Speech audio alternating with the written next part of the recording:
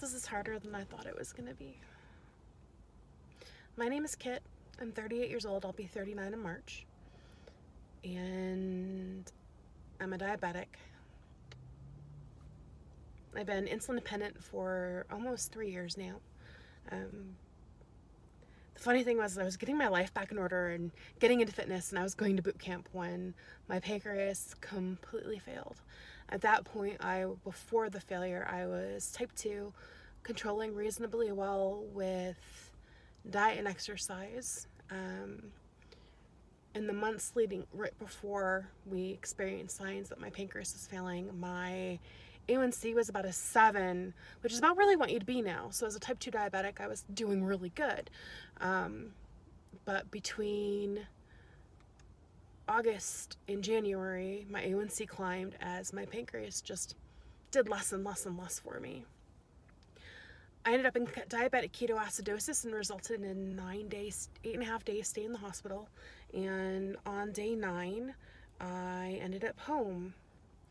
The hardest part about that was my pancreas failed.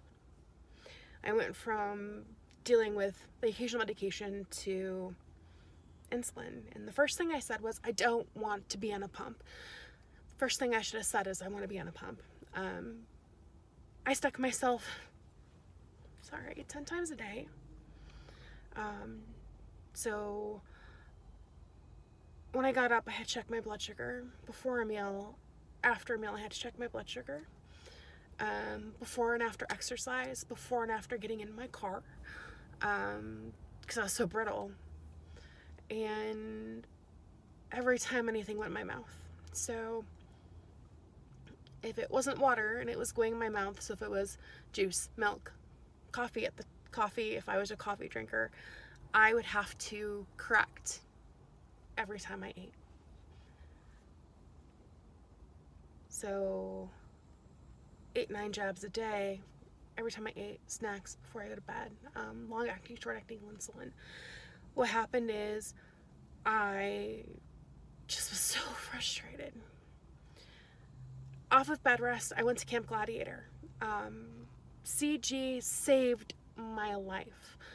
While I was on bed rest, I lost about 40 pounds of body weight, and it was everything. It was fat and it was muscle, because I was just not moving. I wasn't physically capable of doing it.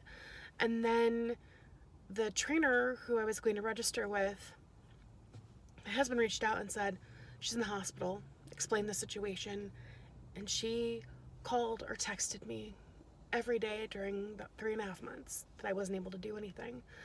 And then for my birthday in March of that year, I got the clear to be doing things. And he said, go to the gym, just take it easy, no running yet, no weights. And I was kind of laughing about this because at that point, I couldn't get from my couch to my car without losing my breath, and that was tough. So long story short, 4.5 weeks later, I run my first Spartan race, and I use the term run loosely, jog, sped walk most of it. But that year I completed my trifecta, and it was amazing. I went from you physically cannot do anything to climbing over obstacles, rolling underwear, climbing up tubes in the ground. I was a Spartan, and it was amazing. I got my health under control. My A1C was a 6.2. I was excited, and I ran race after race, and I started running in these races, not just walking. And then a year ago, this past June, I came down wrong off a wall at AT&T Stadium.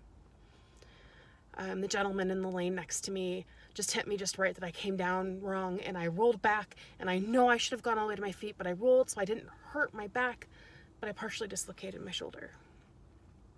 And that's where my journey of being an athlete ended. Except you can't just stop eating like an athlete when you get injured. It takes time to retrain your body so that you don't have to. And in that time of retraining my body, I went from 168 pounds, healthy athlete, to 258. And at that point in time, I couldn't move. Walking jarred my shoulder, sitting jarred my shoulder, anything I did jarred my shoulder. Couldn't jog, couldn't lift, couldn't do anything I was doing previously. And I was terrified because physical therapy said, be glad you can use it with your limited range of motion, which wasn't anything at all, without pain. You're never going to have that kind of life again. I hate being told no. I hate being told you're not capable. It won't be possible. So I went out and I started looking for ways to change this. And the first thing I ended up doing is I'm at Club Pilates. These women have helped me to actually rehabilitate my shoulder. I can pick both of my arms up over my head. I'm not as strong as I used to be, but I'm still gaining it. And that's why I'm here. While Club Pilates is helping me regain my flexibility, I need more help. In this process, I've only lost 12 pounds, but the first 12 pounds was the hardest because it's retraining my whole body all over again. And it's also, in this process, was getting used to having one of these guys. This is my new pancreas. I have a sensor that checks my blood sugar every 5 minutes and actually talks to it and will tell it, hey, sugar's high. I get an alert, oh, great, gotta get some insulin. Best part is, though, is if I experience a low, it stops insulin, and it gives me a warning that I need help. Having that has actually saved my life a couple times because I have reactive hypoglycemia. So my pancreas works a little bit. And by a little bit, I'm only at about 1.3 on C-peptide, whereas when I was diagnosed and ended up on insulin, I was at a 0.6, which means my pancreas has recovered a little bit, but it still struggles and it can't maintain where I am now. It definitely cannot maintain me at 250 pounds, much less when I was at 200 pounds. So we're in that struggle right now to get that basal down, to decrease the amount of processed food I'm eating. Every day is a struggle and it's hard. And that's why I'm here. My husband and I had been trying to have a baby. That's tough.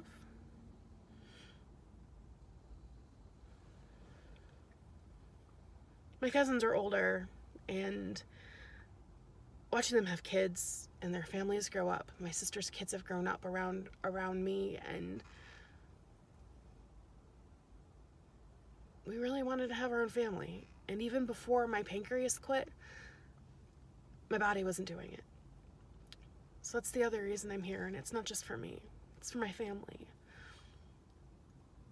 We are on this journey of infertility and getting ready to have eggs harvested with a goal of going through IVF in the spring. I can't do that at 240 pounds. Can't do that. My body won't be able to tolerate being pregnant, knowing that I've technically gone through the change and will be living on artificial hormones to help sustain a healthy pregnancy. So I'm asking your help today to help me stay motivated and to hit this DDP thing and succeed and not feel like I'm always failing.